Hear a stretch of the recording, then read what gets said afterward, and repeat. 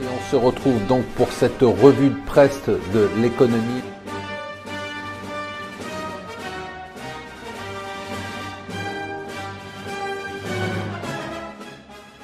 Bonjour et bienvenue sur Mon Financier pour le Morning Zapping du jour. Nous sommes le jeudi 11 octobre et la nouvelle du jour à la une de tous les journaux anglo-saxons principalement, puisque la presse française d'ailleurs c'est étonnant, c'est évidemment la chute des marchés hier. Alors ça fait des mois ici mais aussi ailleurs qu'on attendait cette chute, qu'on la craignait, mais qu'on se disait que c'était un peu aberrant de voir encore les marchés résister.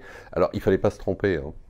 On avait déjà eu une correction sur les marchés émergents, avec un marché, notamment comme le marché de la Chine, qui avait perdu 20%, des pays comme la Turquie ou autres, dont on a déjà beaucoup parlé, qui avaient décroché.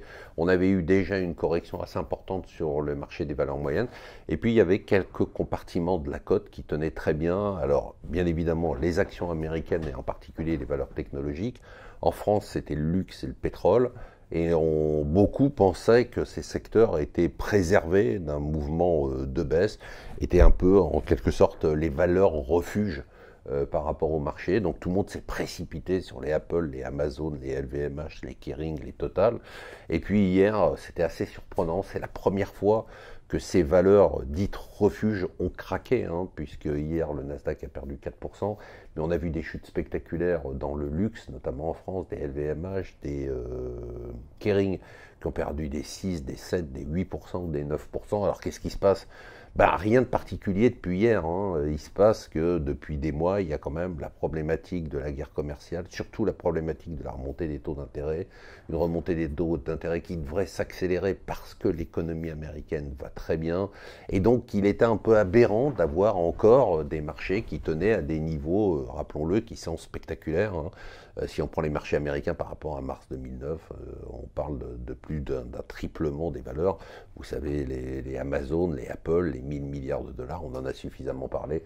Donc la question qui se pose maintenant, c'est est-ce qu'on est simplement sur une correction qui ne serait pas étonnante compte tenu de la progression qu'on a eue depuis 10 ans, ou est-ce qu'on est sur un retournement de marché ?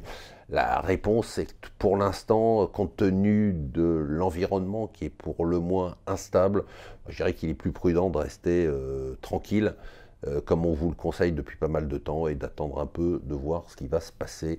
Ça se tend toujours, donc le reste de l'actualité entre la Chine et les États-Unis. Nous, on pense qu'il va y avoir un accord, mais pour l'instant, chacun fourbit ses armes. Et hier, les États-Unis ont accusé la Chine une nouvelle fois de manipulation de leur devise. L'autre grande nouvelle du jour, c'est bien évidemment, on en a parlé largement dans la newsletter hier, la modification du régime de retraite. Bon, ça y est, c'est parti, hein. On a eu la première réunion hier avec les partenaires sociaux, donc avec les syndicats, et on a la feuille de route du gouvernement. En gros, c'est ce qu'on vous avait annoncé, vous allez cotiser, travailler plus longtemps, gagner moins d'argent et être plus taxé. Ça, c'est la version réelle, la version officielle.